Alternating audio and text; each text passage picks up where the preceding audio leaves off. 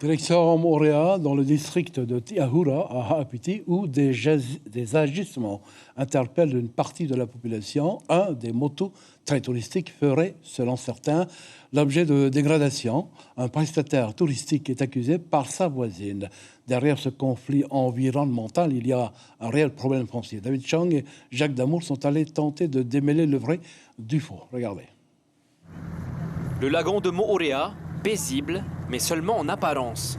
Et là, j'ai remarqué que depuis ces quelques dernières années, c'est devenu un peu la foire, quoi. C'est un peu il n'y a plus personne qui vérifie rien. Les gens, ils aménagent des spots pique-nique sur les motos. C'est devenu c'est l'invasion, quoi. À l'origine de ce genre de réaction, des terrains comme celui-ci, une parcelle louée par un prestataire touristique, plantes et coraux ont été retirés pour mieux accueillir les touristes. Un spectacle difficile à supporter pour Meire, sa voisine. Je sais qu'au fait, il a déblayé, ravagé, nettoyé et jeté sur les côtés. Il a même commencé juste en face, là, si vous voyez avec la caméra, qu'au fait, il a déjà commencé à déplacer des gros cailloux pour pouvoir laisser venir les gros, 100 gros catamarans. Reginald Haring est à l'origine de ces travaux.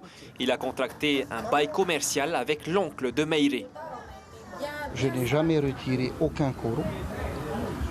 J'ai fait une demande d'étude à Fénois Environnement qui est actuellement finie, qui vont présenter au PGEM.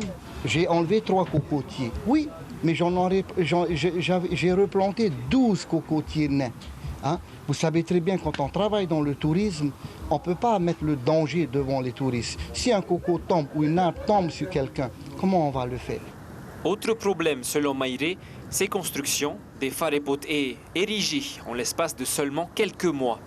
Il a complètement détérioré la nature de cet espace de 1000 m² qui est derrière moi pour mettre en place cette grosse structure qui normalement ne devait pas être là, puisque au fait, pour pouvoir construire, il faut avoir un permis de construire et une conformité.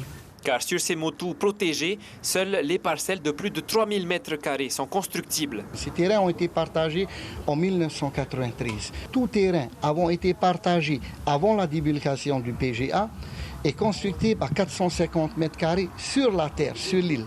Mais l'administration a oublié les personnes qui ont déjà reçu leurs biens sur le moto et qui ont bien reçu avant 1995. C'est ce qui actuellement les familles sont en train de revendiquer, qu'on leur a donné des terrains qui est devenu aujourd'hui inconstructible. Meire a sollicité la police municipale 4 fois depuis le début des travaux. Elle a également déposé une plainte devant le tribunal foncier.